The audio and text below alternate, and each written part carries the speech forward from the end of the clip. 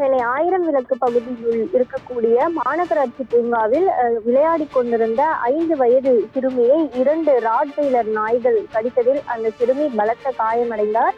இந்த 2 நாய்களும் சிறுமியை காப்பாற்ற சென்ற அவரது தாயையும் கடித்து மிகவும் காயத்தை ஏற்படுத்தி இருக்கிறது. நாய்கள் கடித்ததில் தலையில் பலத்த காயமடைந்த சிறுமி ராஜீவ்காந்தி அரசு பொது மருத்துவமனையில் சேர்க்கப்பட்டார். முதற்கட்டமாக அவருக்கு அங்கு சிகிச்சை அளிக்கப்பட்டு வந்த நிலையில் பின்னர் தனியார் மருத்துவமனைக்கு சிறுமி சிகிச்சைக்காக மாற்றப்பட்டார்.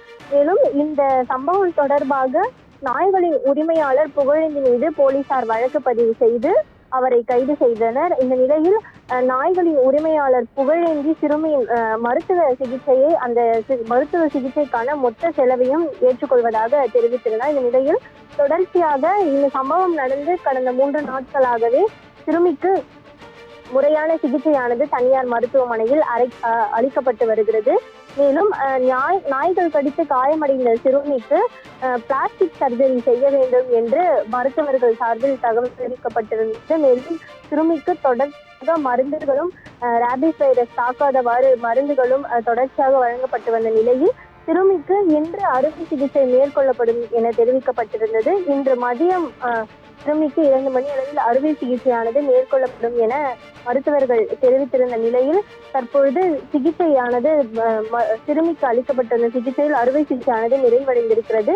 மேலும் வெளிநாட்டிலிருந்து மருத்துவர்கள் வந்து தற்போது சிறுமிக்கு பிளாஸ்டிக் சர்ஜரி அறுவை சிகிச்சை செய்திருக்கின்றனர். மேலும் ராட்வெய்லர் நாய்களை பறிமுதல் செய்ய வேண்டும் என்று அப்பகுதி மக்கள் கோரிக்கை வைத்திருந்த நிலையில் இந்த சம்பவம் தொடர்பாக தொடர்ந்து மாநகராட்சி அதிகாரிகளும் நடவடிக்கை மேற்கொண்டு வருகின்றனர்.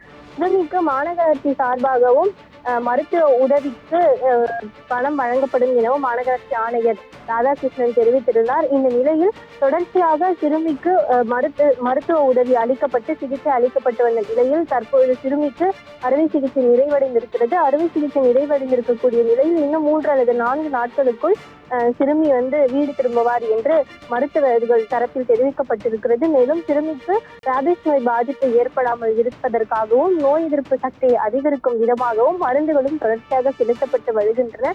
தற்பொழுது அறுவை சிகிச்சை முடிந்திருக்கக்கூடிய அந்த சிறுமி